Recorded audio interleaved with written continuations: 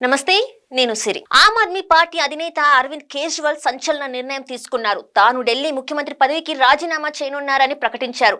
ఇందుకు సంబంధించి ఆయన స్వయంగా ప్రకటించారు. దీంతో ఇప్పుడు ఢిల్లీలో రాజకీయాలు వేడెక్కాయి. వచ్చే ఏడాది ఫిబ్రవరిలో ఢిల్లీలో ఎన్నికలు జరగాల్సి ఉండగా అంతకంటే ముందే రాష్ట్రంలోని ముందస్తు ఎన్నికలను నిర్వహించాలని ఆప్ డిమాండ్ చేస్తుంది. బీజేపీకి దమ్ముంటే ఢిల్లీలో మహారాష్ట్ర లాగా ముందస్తు ఎన్నికలను నిర్వహించాలని ఆప్ నేతలు డిమాండ్ చేస్తుండగా కేంద్ర ఎన్నికల సంఘం మాత్రం అటువంటి పరిస్థితి మాత్రం లేదని ప్రకటించింది. ఈ నేపథ్యంలో మద్యం కుంభకోణం కేసులో అరెస్ట్ అయి జైలుకి వెళ్లి వచ్చిన ఆప్ అధినేత కేజ్రీవాల్ తాను 2 రోజుల్లో ముఖ్యమంత్రి పదవికి రాజీనామా చేస్తానని చెప్పి బీజేపీకి షాక్ ఇచ్చారు.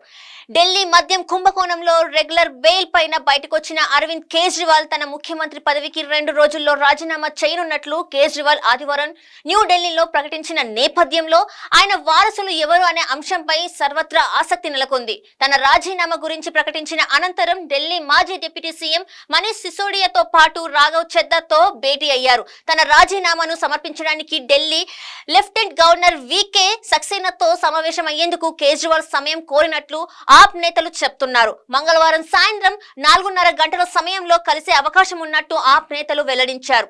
రాష్ట్రంలో జరగనున్న ఎన్నికల సమయం వరకు పార్టీ నేతల్లో ఒకరిని ముఖ్యమంత్రిని చేయనున్నట్టు కేజ్రీవాల్ ప్రకటించారు. తనకి అలాగే మాజీ డిప్యూటీ సీఎం సిసోడియా విశ్వసనీయతకు ప్రజలు సర్టిఫికెట్ ఇచ్చిన తర్వాతనే పదవిలోకి వస్తామని ఆప్ కార్యకర్తలను ఉద్దేశించి చేసిన ప్రసంగంలో కేజ్రీవాల్ పేర్కొన్నారు. రాష్ట్రంలో మధ్యంతర ఎన్నికలకు వెళ్లి ప్రజల్లో తమ విశ్వసనీయతను పరీక్షించుకుంటామని కేజ్రీవాల్ ప్రకటించారు. కేజ్రీవాల్ రాజీనామా అనంతరం సీఎం రేసులో ఎవరుంటారనే అంశం ఆసక్తిగా మారింది. మధ్యంతర ఎన్నికలను నిర్వహించకపోతే వచ్చే ఏడాది ఫిబ్రవరిలో ఎన్నికలు జరగనున్నాయి. ఈ నేపథ్యంలో అప్పటి వరకు ముఖ్యమంత్రిగా ఎవరినో ఒకరిని నియమించి ఎన్నికల్లో తిరిగి గెలిచి తమ స్వచ్ఛతను నిరూపించుకొని స్వేచ్ఛగా మూడోసారి ఢిల్లీ ముఖ్యమంత్రిగా బాధ్యతలు చేపట్టాలనే యోచనలో ఆప్ అధినేత అరవింద్ కేజ్రీవాల్ ఉన్నట్టు తెలుస్తుంది. తన తర్వాత ముఖ్యమంత్రిగా తన సతీమణి సునీత కేజ్రీవాల్ పేరుతో పాటు మంత్రులు అతిథి గోపాల్ రాయ్లతో పాటు రాఘవ్ చెద్దా పేరు కూడా వినిపిస్తుంది.